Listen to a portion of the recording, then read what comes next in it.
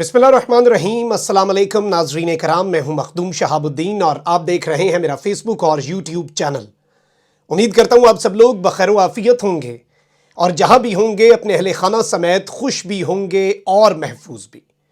नाज़रीन कराम, ईद उल अज़हा के फौरी बाद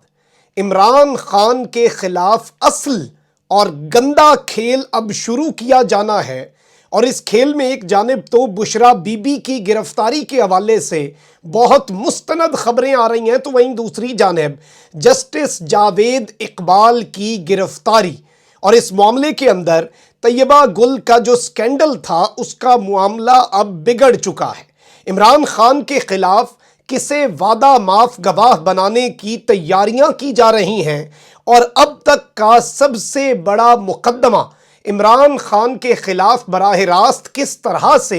कायम किया जाना है, ये पूरे का पूरा मंसूबा इस वक्त तैयार कर लिया गया है। इसकी एग्जीक्यूशन ईद उल अज़हा के फौरी बाद होनी है और इस हवाले से अब जो इंडिकेटर्स हैं, जो बड़े वाज़े इशारे हैं, वो भी मिलना शुरू हो चुके हैं। एक चीज़ आपको यहाँ पर समझ लेनी होगी कि इमरान खान की हुकूमत का सबसे बड़ा नारा, देखें इससे पहले रोटी कपड़ा मकान का नारा लगाकर भी आए बहुत से लोग, लोड शेडिंग ख़त्म करने, उजाले देने का नारा लगाकर भी आए। इमरान खान का जो मेन नारा था वो था एहतसाब, चोरों का एहतसाब, इस मुल्क को लूटने वालों का हिसाब। अब इस सारे मामले के अंदर इस नारे में सबसे अहम तरीन किरदार इमरान खान साहब के पौने 4 साल में नैब ने अदा किया और यही वजह है कि नैब से खौफजदा ये पूरे का पूरा भानमती का कुंबा आते साथ इसी इदारे के ऊपर हमलावर हुआ। नैब के कवानीन में तरमीम की गई। एक ये ईवीएम से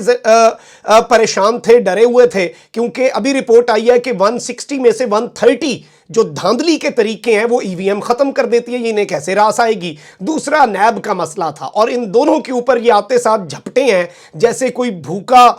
शिकारी किसी शिकार के ऊपर झपटता है और बैठा होता है ताक लगाकर। अब इस मामले के अंदर नैब को इन्होंने मफलूज भी कर दिया, क्योंकि जाहिर बात है करप्शन की राह में ये रुकावट था। जस्टिस जावेद इकबाल इस नैब और इस एहतसाब का सबसे अहम तरीन फेस थे। एक जानिब जो मुशीर एहतसाब थे शहजाद अकबर वो, लेकिन ऑब्वियसली जो नैब की कार्रवाइयां थीं, जो नैब से जान जाती थी इस पूरे टोले की, वो किसी से ढका छुपा नहीं है। अब तैयबा गुल नामी खातून और जस्टिस जावेद इकबाल जो हैं, जो कि चेयरमैन नैब रहे, उनके हवाले से जो वीडियो आई सामने, इंतहाई मुतनाज़ा, इंतहाई गैर मुनासिब किस्म की वीडियो, वो ऑलरेडी खान साहब के टेन्योर के दौरान आई, ऑडियो स्कैंडल भी आया और इस सारे के सारे मामले में अब वो खातून भी खुलकर सामने आ चुकी है, क्योंकि एक तो खान साहब की हुकूमत जा चुकी है, वहीं दूसरी जानिब चेयरमैन नैब अब चेयरमैन नैब नहीं रहे। अब पब्लिक अकाउंट्स कमेटी के अंदर ये मामला जा चुका है, तैयबा गुल को वो पहले ही सुन चुके हैं और दिलचस्प मामला ये है कि जो लोटों के सरदार हैं, अमीर हैं इस वक्त लोटों के, नूर आलम खान साहब,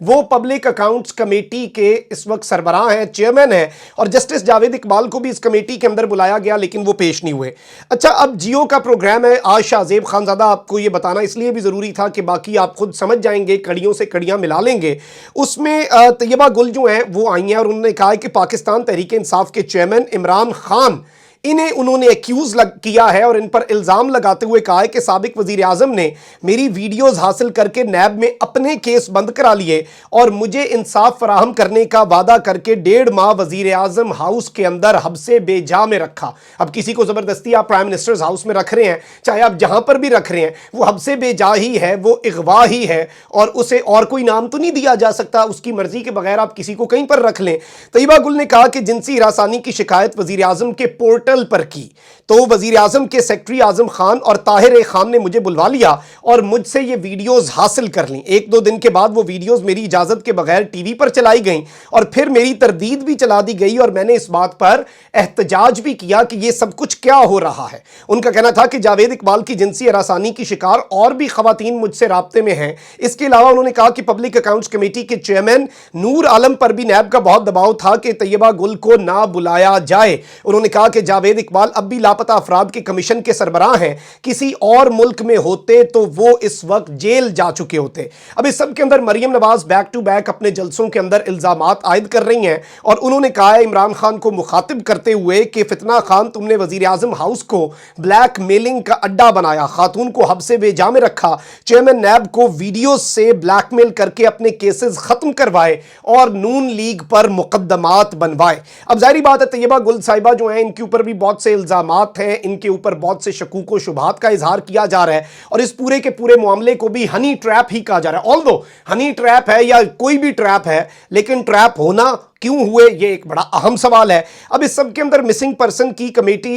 جو کیمپین چلاتی ہیں آمنہ جنجوعہ، وہ بھی منظر عام پر آئی ہیں، انہوں نے بھی الزام عائد کیا ہے کہ ایک مسنگ پرسن کی اہلیہ جو ہے اسے بطور سربراہ مسنگ پرسن کمیشن انہوں نے ہراساں کیا۔ اس کے علاوہ ایبٹ آباد سے بھی ایک خاتون آئی ہے جس کے والد کا نیب کا کیس تھا، اور اسے بھی انہوں نے بیسیکلی اپنے عہدے کا ناجائز فائدہ اٹھا کر ہراساں کرنے کی کوشش کی۔ اور obviously اب پبلک اکاؤنٹس کمیٹی جو ہے اس نے چیئرمین نیب سابق جو ہیں جاوید اقبال انہیں مسنگ پرسن کمیشن سے ہٹانے کا فیصلہ کر لیا ہے۔ اب عید کے بعد اس پورے پلان کے اوپر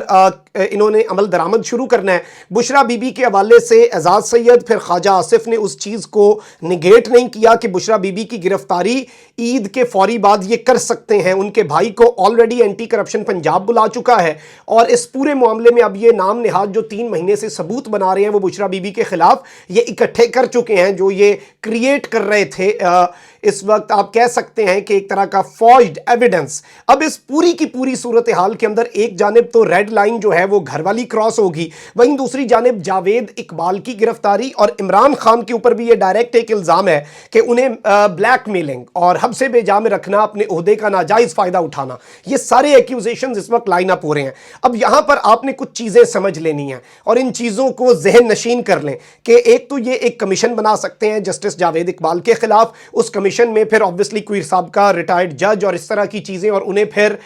اس وقت میں آپ کو یہ اندازہ نہیں ہے، یہ صرف اور صرف تجزیہ نہیں ہے، یہ معلومات کی بنیاد پر میں آپ کے سامنے چیزیں رکھ رہا ہوں، اور انہیں اس طرح سے جتنا انڈر پریشر لایا جا سکتا ہے۔ اطلاعات یہ بھی ہیں کہ ای سی ایل میں بھی ان کا نام ان قریب ڈال دیا جائے گا۔ اس کے ساتھ ہی ساتھ ہو سکتا ہے کہ بشرا بی بی اور خان صاحب کا نام بھی ای سی ایل کے اندر ڈالیں۔ خان صاحب تو کہہ چکے ہیں ڈالو، میں نے تو ملک سے جانا ہی نہیں ہے، لیکن جسٹس جاوید اقبال کے لیے یہ ایک بہت بڑی پریشر بلڈنگ ٹیکٹک کے طور پر کام کر سکتی ہے چیز۔ اور یہ سارے کا سارا گھیرا کیوں تنگ ہو رہا ہے؟ اب اس گھیرے کے تنگ ہونے کو آپ سمجھیں۔ عمران خان کے خلاف دعویٰ کیا جا رہا ہے کہ جاوید اقبال جو کہ مین فیس تھے، چیئرمین نیب تھے اس وقت، انہیں وعدہ معاف گواہ بنانے کا فیصلہ کیا گیا، اور کسی کو بھی وعدہ معاف گواہ بنانا ہو، پہلا سٹیپ کیا ہے، نمبر 1 سٹیپ کیا ہے، اسے جتنا انڈر پریشر لا سکتے ہیں، اسے اپنے ارد گرد ہر چیز زمین بوس ہوتی ہوئی جب محسوس ہوتی ہے تو وہ جتنا بھی لائل ہو، جتنا بھی جیسا بھی بندہ ہو، اسے توڑنا، اعصاب کو توڑنا، اور اسے ہر چیز اپنے خلاف جب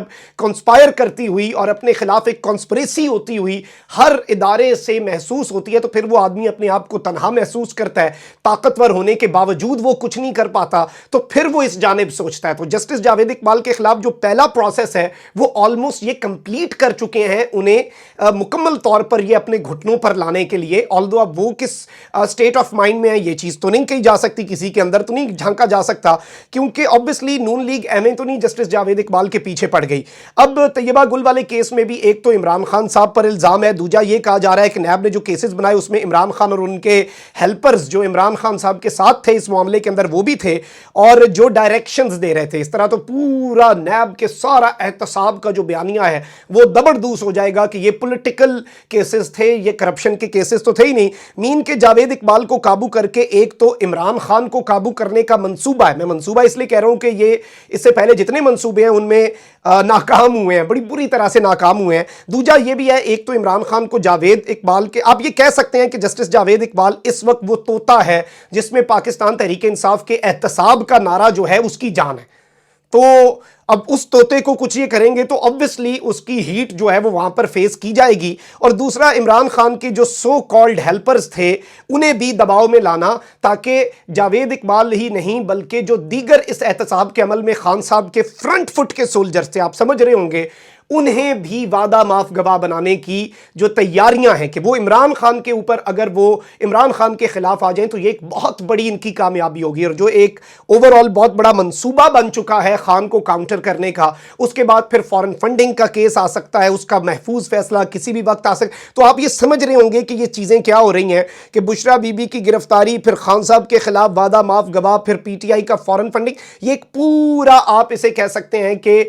چین آف ایونٹ. اسکرپٹ رائٹر نے اسکرپٹ لکھ دیا ہوا ہے، اس پر عمل کرنے کی کوششیں جاری ہیں. اس سے پہلے بہت سے اسکرپٹ پٹ چکے ہیں، بری طرح پٹ چکے ہیں. دیکھنا یہ ہے کہ اس مرتبہ یہ والا اسکرپٹ کیا کرتا ہے. اپنا بہت زیادہ خیال رکھیں، کامنٹ سیکشن میں رائے کا اظہار ضرور کریں. اللہ نگہبان. پاکستان زندہ باد.